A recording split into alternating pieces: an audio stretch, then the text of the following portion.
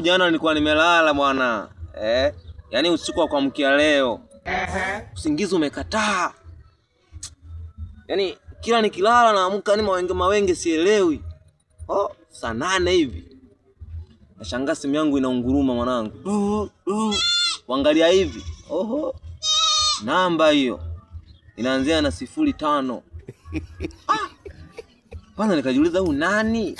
Bwana usiku alafu namba ngeni. Sijui, mimi najua namba inaanzia 0607. Kwa mimi najiamini. Sasa wewe nimpokelewe anasemaje kwanza? Halo. Sauti ya kiume. Hata umwamba naye, halo. Unajua tuko kwenye mambo ya uelewi. Naongea nani? Akasema samahani. Nimekuta umenipigia. Tena mimi eti ndo nimempigia.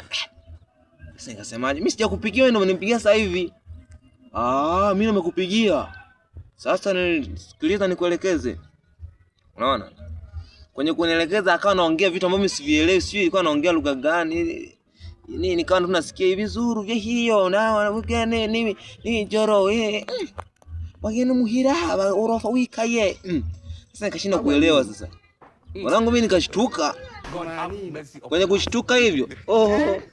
Saa ngapi nisiamke kumbe hata sijapigiwa simu. Yaani nilikuwa sijapigiwa hata simu kumbe ilikuwa ni ndoto. Nilikuwa nimeshapiga usingizi wangu tu. Naangalia simu yangu hata miss call haipo. Sielewi mambo yakoje jamani. Jamani watu wanapenda kujiamulia mambo. Wanchanganyaka. Ogopa matapeli. Tafuta kwa sababu kingine nako tunakajua.